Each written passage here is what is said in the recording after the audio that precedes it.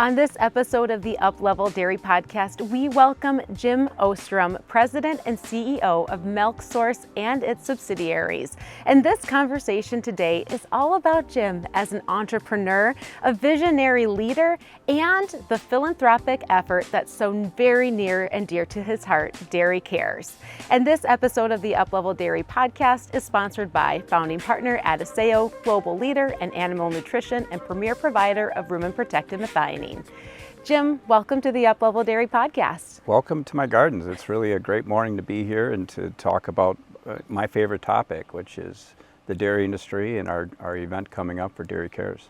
Yeah, absolutely. And Jim, so your story and your reach is entrepreneurship, it's leadership and culture, it's building businesses and building an incredible organization through Dairy Cares. But let's start with that entrepreneurial piece. Sure. So you've been a businessman your whole life. So what was the first business that you ever started? Well, I don't know that I started a business early on, but I was a kid with 3 paper routes. Yeah. And I had 3 paper routes because I was reliable. I showed up. You know what they say in life, if you show up, you can sort of run things. And I started there, and in college I started a small land development business.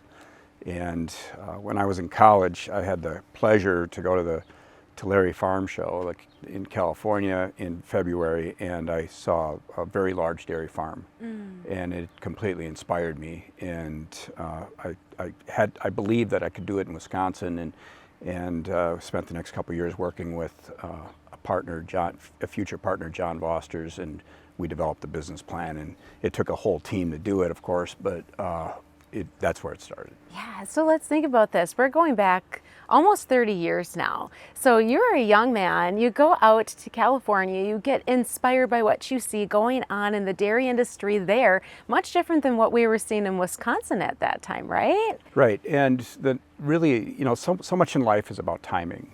And it was timed really well in Wisconsin because at the very same time, there was a dozen or 2 dozen dairymen that were saying, we can milk more than 150 cows, we can milk more than 400 cows.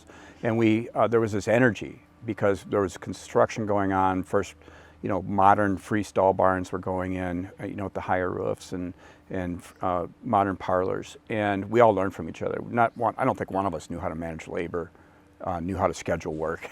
It was all, learned from the family on how to work on a farm, and we had to evolve, and we all evolved very quickly in the dairy industry in that time. We made a lot of mistakes. I think I've told people we made every mistake you could name, but the good news is back then at least there was some margin that you could make mistakes and get through it, and the entire industry grew up together. We didn't do it alone. There was 20 and then 40 and then 60 and then several hundred people doing some changing in the industry.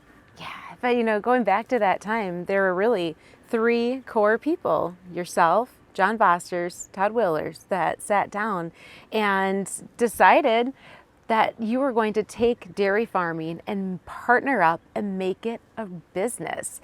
What were those early conversations like between the 3 of you? Well, early on, it was John and his father, Ted, who started with 30 cows in 1965, I believe. It seems like a million years from ago. And then Todd joined a couple years later, and Ted retired. And what we were looking for is some strengths.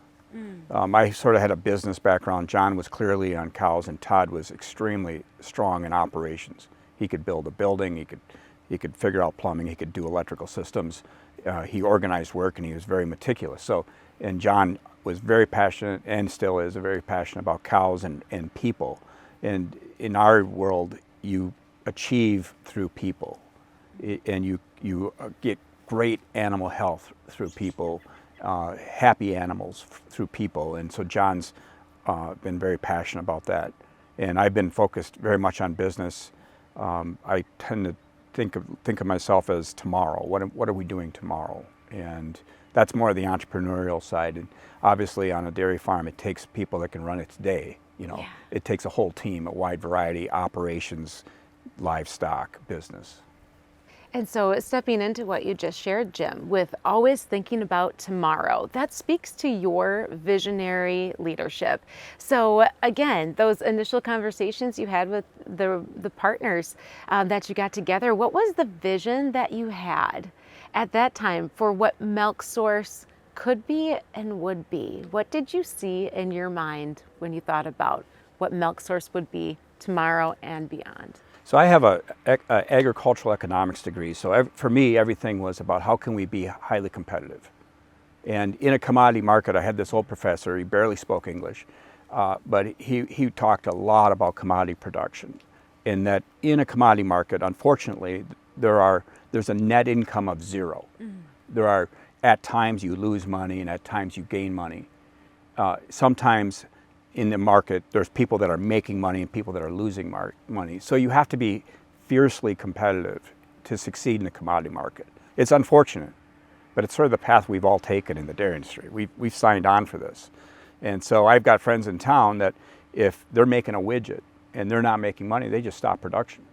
We in the dairy industry do not have that luxury. We have mama cows and we have to milk them whether we're making money or not. So it's a completely different dynamic that we face in the dairy industry. And because of my economics background, we really got focused on scale and efficiency. And to this very day, 29 and a half years later, we're still very focused on efficiency. It's a very competitive world we're in.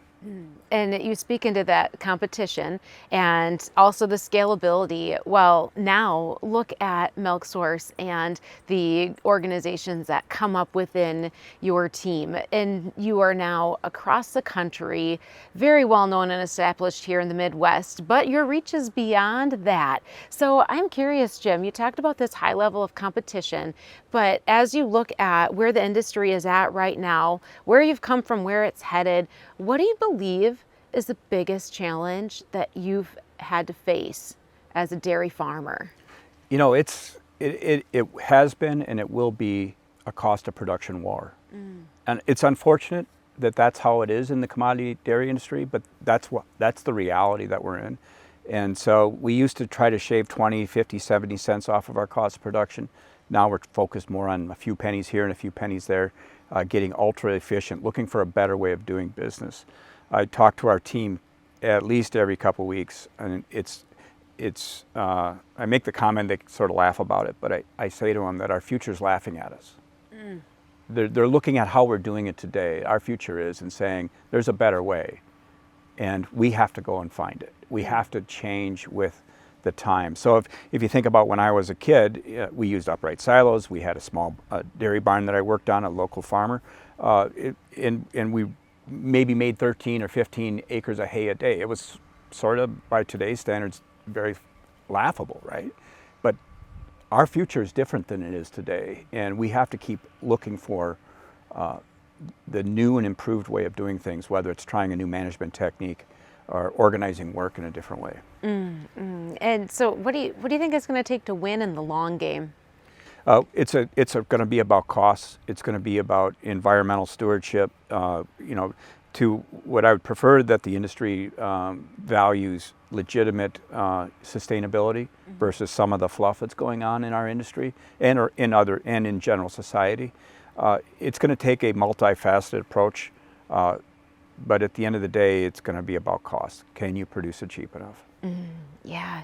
And Jim, so, we've talked about the business of dairy farming that you're in, and beyond dairy farming, you have some other things that you work in. One of them is high-end genetics with Milk Source Genetics and your show cattle. Right. That's your fun project, yes, right? Yeah. Another is the cheese and food business that you're in with LeClaire Family Farms. So I'm curious, when you step back for a moment and look at so many things that you've built as a businessman, as an entrepreneur, as a dairyman, what brings you the most satisfaction? Well, first I have to say that I didn't build anything.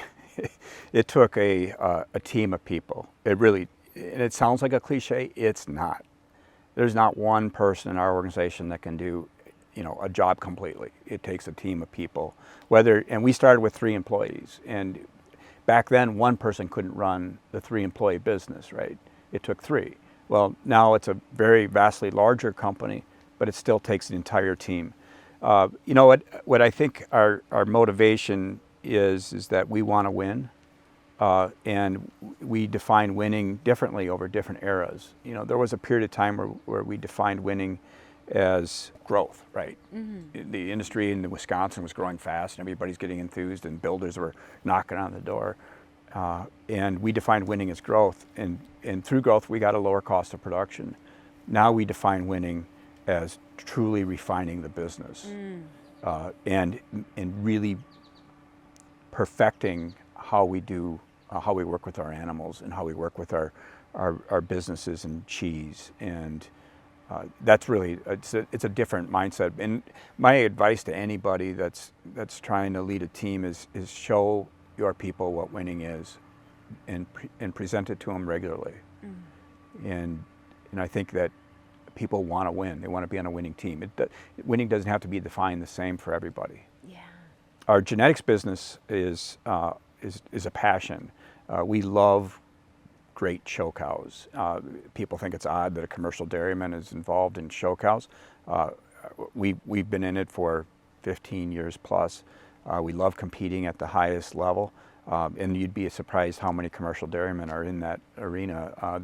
It's a great way to get the kids interested. It's a great way to compete, and I truly feel blessed to be able to do it, because to have a truly incredible cow and to be able to present her and compete is really exciting for us. Yeah, and when you go back to defining what winning is, so in the show ring, winning is very tangible. It is. Yeah, so what's a win look like for you? What's the crown jewel for you? In the show ring? Or, yeah. The show ring, you know, you always want to go to World Dairy Expo and compete. That's first and foremost. And World Dairy Expo is the biggest, most important stage in the show world.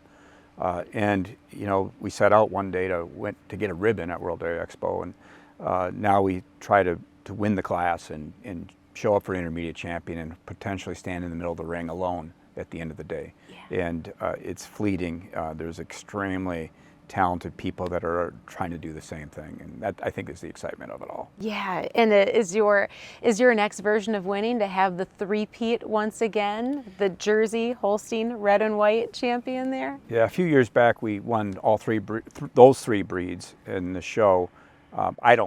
We'll never repeat that. I don't aspire to repeat it. I know it was a gift, and we'll just call it that. If we could win with one breed occasionally is truly a blessing. Yeah. And so Jim, switching gears a little bit here, you've talked a lot about people, about showing people a winning culture, and I think that really speaks to you as a leader. And you know, I've had the good fortune of knowing many people that are part of the Milk Source team, and if there's one thing that it's very clear is you attract a high level of talent to your team. And so I'm curious, how would you describe your personal leadership style? Well, that's been a journey, okay? And we could talk for hours about leadership and what I've learned. A lot of people think that leadership is something that is designated upon you. Your title is, you're a leader, right? Or people think you're born into it, or people think it comes with some sort of education. And all that is nonsense. Leadership is an attitude, and it's one of those traits that you do not have to be brilliant, wealthy, you know, high up in an organization to be a leader. You can be the newest employee walking through the parking lot and picking up a small piece of litter as you walk in and put it in your pocket and go throw it away. You can be the a new employee that's learning the best protocol to do a job and to communicate with other people, and exhibiting the leadership to say, I'm going to do it the right way, and I'm going to look for a better way. And that has nothing to do with title. And so leadership is a journey of figuring out how to do it the right way and then lead by example, and also to show other people what winning is. And if you don't have a big title in your organization, or let's say a large responsibility, you can still be a leader by showing fellow team members a better way of doing things. Mm-hmm. And that's where core grassroots leadership starts, and it's really where it ends, is you have to be able to culture or set a culture in an organization where people can be leaders. Now, my journey was, and John and Todd and I had a moment about 10 years ago. where we sat in a room one time and we realized that we were no longer involved in every decision in the business. Up until then, we could say, well, we're going to start first crop on this day, or we're going to invest on this farm, and we're going to buy this kind of equipment. And at that point, the business had grown where we're not involved in every decision, every major decision. And so now at that point, we had to develop a team of what I would call executive thinking. And executive thinking isn't wearing a suit. You know, being an executive isn't wearing a suit. It isn't going into a fancy lobby and up an elevator every day. That's not executive. Executive thinking is a mindset also where you can critically evaluate a situation, collaborate, gather information, and then make a really sound business decision. And whether that's trying a new vaccine or acquiring a new business. And we had to build, and we have built, and we continue to build a team of people that can think in a critical way. And so would you say that's one version of winning, is being at the point where you could look out and see that you didn't have to be involved in every single decision, but you had a team that you could trust to take your vision and keep moving it forward? Yes, and I say that with an asterisk because I fail at it. You know, we start out as small business people, and it's hard sometimes to let loose on the reins, but we're doing it. And somebody asked me about succession planning the other day, and I kind of gave them this deer in the headlights look, and it's because we have to do more of it. You know, we've been doing this for a long enough time where it's starting to talk about how is this team looking in the next generation. Yeah. So I want to revisit what you shared, Jim, about leadership being an attitude, and share it in the form of a story of a conversation I had with one of your longest tenured employees one day, Glenn. And him and I were talking, and he said that, you know, he's like, he's worked with your team for what? I would say 25, 30 years. 25 years. Yeah. And his comment as we were chatting was, you know, 25 years ago, when it was just a couple of us sitting around a room in the table with a whiteboard, or maybe it was chalk back then, Jim. Probably. But he said, Jim presented to our little team back then as if he was the CEO. And it's the same way you continue to carry out the way you present to your team today. Leadership is an attitude for you that you've had for a really long time. And it's evolved and changed. But even back in the very beginnings, one of your longest tenured employees remembers that about you. Nice. Yeah, and that speaks into culture too. So when you really think about Milk Source and the culture that you and John and Todd wanted to create, the experience for the employees, the way people feel when they show up to work on Monday morning, how would you describe that culture? So culture is like a garden. It requires nurturing constantly. And so there's some days where the garden's struggling, and there's other days where the garden is prospering. And this notion that I hear about and I read about, and mostly hear about it from younger people, is that you need to have a foosball table in the lobby kind of culture, right? And is that your style, Jim? That's not my style. No. And I don't believe that's what effective culture is. Effective culture doesn't have to be comfortable all the time. It doesn't mean that we're taking breaks during the middle of the day to take a nap. I mean, that's I'm sure in some people's culture that's important. I don't believe it's productive, and I don't believe it's important in our culture. What's important in our culture is that we keep investing. Mm-hmm. And when I say investing, I mean in ourselves. And I don't have it right, and our newest employee doesn't have it right. But collectively, if we invest in ourselves a little bit every day about improving our cultural strength, most days we're going to win. And we have to look at it as a bit of a family. And there's times where the family has some tension, and there's times where the family has moments of joy, and we want to be more on the joy side than tension, in a healthy kind of way. Yeah, so focusing on the joy side over tension, and also just being very conscientious of what you were creating for a culture and what you believe is culture you want Milk Source to have. And I think that brings us to a conversation about what anyone on your team would know if we brought up the words, the Milk Source way. Right. So Tell us about the Milk Source Way. Well, the Milk Source, we have the Milk Source Way of the day. There are 30 of them, one for each day of the month in general. There's a variety of things that are cultural based. Yeah. So Milk Source Way of the Day one, by the way, we pirated this. We did not invent this. Okay, we invented it for our business, but I stole it from a friend who stole it from somebody else, right? And so no original idea, but our number one Milk Source Way of the Day, and one day a month we talk about it, is animal care. The animal has to be the center of what we do. We have to be incredibly respectful at all times to the animal, and we have to meet its needs. We have to let the animal prosper, and in some cases get out of its way, in other cases nurture it, but never disrupt the animal to an uncomfortable position. And that's important culturally. But another one is respect. And if I could sum up my goal for culture is that there's respect. There's respect for each other, respect for improvement, back to we have to be truly great at what we do, cost of production, animal care, et cetera.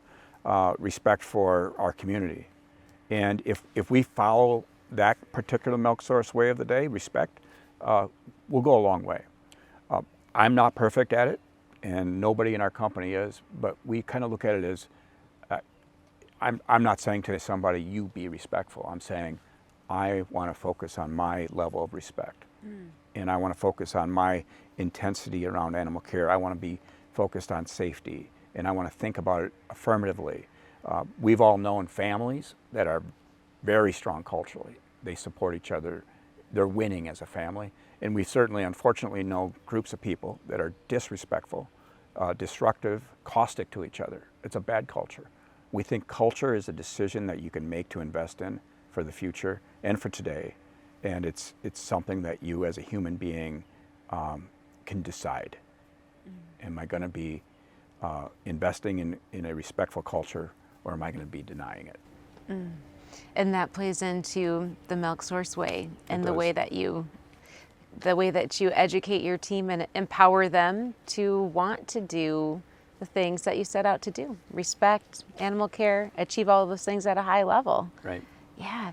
And Jim, so there's another thing that I've heard some of your team members say, and in fact, a previous episode of the Uplevel Dairy podcast, I sat down with Jared Dupengeiser, manager at Rosendale, such an outstanding young man and a testament to the culture of Milk Source. But one thing that he said that has really been something he's learned through growing up in his career through Milk Source is the answer to this question: who's the most important employee? Yeah, so who's the most important person in our whole company? And that is, it's our newest and least experienced employee. Somebody who just walked in the door that's just starting. And that person is most important. And the reason why is we have to bring them into our team. We have to show them our culture. We have to make that person part of our culture and show them our way. Show them how much we care about animals, how much we care to respect each other, and bring them in, because that's how our organization will win, is by having people that are passionate and follow the same general cultural guidelines that we try to follow. Yeah. So it's culture, it's people, it's impact, it's leadership. And Jim, when we take all these pieces and we put them together with your entrepreneurial spirit and your visionary leadership for being able to build incredible things with the help of teams of people, that leads us into something that you've helped to create, and that's co-founding Dairy Cares. And Dairy Cares is an organization that in the last dozen years has raised more than $2 million for Children's Hospital of Wisconsin, to help families that are in some of their most critical times of need. So, Jim, tell us a little bit more about Dairy Cares and why you are so passionate about this cause. Well, let's start with where Dairy Cares started. We're sitting here in the gardens. I have very extensive landscape gardens. Some people I say that to, and they think I have carrots. I don't have a vegetable garden. And we had a garden party, I think it was 14 years ago, next few weeks. And we had some friends over, maybe 15 or 20 people. And it was a special night. The weather was perfect. The gardens were beautiful. And we sat down after that, the same group of people, and said, we'd like to do something meaningful. And let's try to do a small, modest little fundraiser. And the group got excited. It was really, there are very few things in my life that I've been associated with that was easy, right? Starting a farm, managing crops, managing a team, growing a business, none of that's easy. Starting Dairy Cares and being a part of a team with the enthusiasm has been easy. It got energy. It has energy. And once we got the energy and the industry got passionate about it, it took off. And so the first year, maybe we raised $60,000, which we were stunned. And we raised it. We decided we were going to raise it for Children's Hospital, and the reason why is everybody was sort of one degree of separation away from needing children's or knowing somebody that desperately was in a desperate situation, was very helped by Children's. So we raised money for Children's, and the next year it got bigger and bigger and bigger. Last year we had over 500 people over for dinner. That's very intimidating, by the way. In your backyard. In my backyard, yeah. And but now the committee is, 45, 50 people, and they're from all walks of life, not just the dairy industry. There's people that have never really been on a dairy farm, and there's people, of course, in the dairy industry. But I'm always humbled by our industry because we provided this much leadership to create the spark in the dairy industry, and a whole bunch of people from all over the country got enthused about it. I just received a donation for Dairy Cares from a dairyman. It was a very large donation. I was stunned by it. And that dairyman has never been to this event. Wow. Has never been a part of that, but is always sending money every year because it's a great cause, it's a great industry, and people in our industry really care. Yeah. Yeah, and I think it goes back to that attitude of leadership that as you created that little spark and it's taken off, you've rallied volunteers that are part of this event, you've rallied the industry, and really it started off with a lot of that coming from our nice little pocket here of dairy-rich Northeast Wisconsin, it did. But it's so much bigger now. It is. And, I'm hoping this year we can raise $350,000 to $400,000. It's an exciting event. If you're interested in helping, it's dairycaresofwisconsin.org, and the event's in 3.5 weeks, and it's really it's the last Saturday of July always. But people are contributing throughout this whole period of time, and it's just a good way for our industry to help. Yeah. And what are some of the ways that some of our listeners out there and viewers, if they're watching this online, what are some of the ways that they can contribute? Well, so you can join the event and participate. We have an online auction where we have some selected auction items like a flight of nice wine, a boat cruise, kind of those types of things, maybe a nice dinner somewhere. And go online and support. And, if a flight of wine has a retail value of $400, bid it up to $800 because it's a good cause, right? And I did that last year, and it was a lot of fun. Yeah, and so what you're saying is there's the opportunity for individuals to be able to be a part of Dairy Cares through the virtual online auction. There's also opportunity for the businesses out there in the dairy industry and even non-dairy businesses to be able to have an impact and to make a difference and to help reach that goal of this year of exceeding 340,000. Right. And so how can some of those organizations be part of contributing as well? So we have sponsorships, and I never push a vendor, so to speak, to give a certain amount. We just ask people to contribute. And if it's $10, great. If it's $10,000, we have several that will contribute $10,000 or $15,000 or $20,000 even. There's people from all over the country that are contributing. And it's really as easy as picking up your phone and going online and texting a contribution or bidding on an auction item, and it helps. It goes to a great cause, and it's just helping children is really what we're about. Yeah, and you've been very successful in helping with the help of committee and this whole dairy community and beyond here in Wisconsin and outside of Wisconsin, and generating an incredible impact and contribution. There's now at Children's Wisconsin, located in Milwaukee, a wing that has the Dairy Cares name on it. It's called the Dairy Care Assimilation Lab. And if you think about a child, maybe it's an infant, and out here in rural Wisconsin, if they come in a high distress situation, the physicians and the first responders have to know what to do and have to help quickly identify what the crisis is and what the solution is.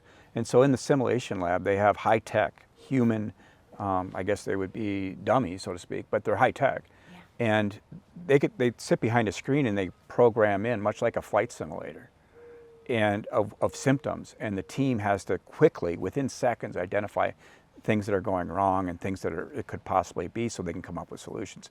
And it's so much about training. If you're in a rural community without a lot of resources, to have that kind of training, hands-on, could save lives, and it does save lives. And so we think it's perfect for where our proceeds go, is to help people get better at what they do. Yeah, and in the last couple of years, since the simulation lab has been opened because of Dairy Cares, there have been thousands of people that have been trained in how to respond to these highly traumatic situations for our families right here in Wisconsin and even outside of Wisconsin, because this is a world-renowned medical center. It is. Yeah, absolutely. And so, Jim, just as we wrap up this conversation about Dairy Cares, what is it that just really drives your passion for this effort and the impact that it has? Well, I believe strongly, and our founding group believes strongly, that we can all contribute. And some of our volunteers and some of our participants in Dairy Cares contribute in time, in service, and others contribute economically. I tend to contribute in economic and time, and this is a labor of love. And it is a labor. I don't want to have 450 or 500 people over for dinner is very challenging. Yes. And it's a great night, but I can tell you that it's a lot of work leading up to it, and I'm thankful for all the people that help. Yeah, and I'll testify to the labor of love, because, I mean, Jim, you're out here sweating and pounding pounding stakes for tents and everything else, and doing all the little details to open up this beautiful garden, which is the site of our annual celebration of Dairy Cares, as a way to really take that event and make it truly special and highly impactful for our folks right here in Wisconsin and so far beyond. And we'll include any of those details that can help other people be able to be part of this incredible event and this incredible campaign in the show notes of the podcast. And so, Jim, we have had an incredible conversation today about your entrepreneurial journey as a businessman, as a dairyman. We've talked about leadership, we've talked about culture, we've talked about your philanthropic efforts through Dairy Cares. And as we wrap up here, are there any final thoughts that you'd like to share? I think, back to the business side, our industry has a lot of stresses. It's got weather stress. We were experiencing some drought conditions until about 2 weeks ago. It has commodity market stresses. It has regulatory stresses. It has pricing stresses, right? Last year was a great year. This year looks like it's going to be a pretty rough one. And my hat's off to the people in the industry at all sizes and all places, because this is a tough business, but it's also a very rewarding one. And our industry is different than so many others. I'm in a business peer group where they do not have, there are people in town with car dealerships, or they manufacture machinery parts. They do not have the passion that our industry does. Our industry is truly blessed. We're multi-generational, right? We're here forever. And we raise our kids to raise their kids as farmers. And it's a special industry because of that. And I think it's a blessing, even in the tough times, to be a part of it. Is that what keeps you going? It is. Yeah. Absolutely. Well, Jim, thank you so much for everything that you shared with our audience, our listeners today on the Uplevel Dairy Podcast. Thank you.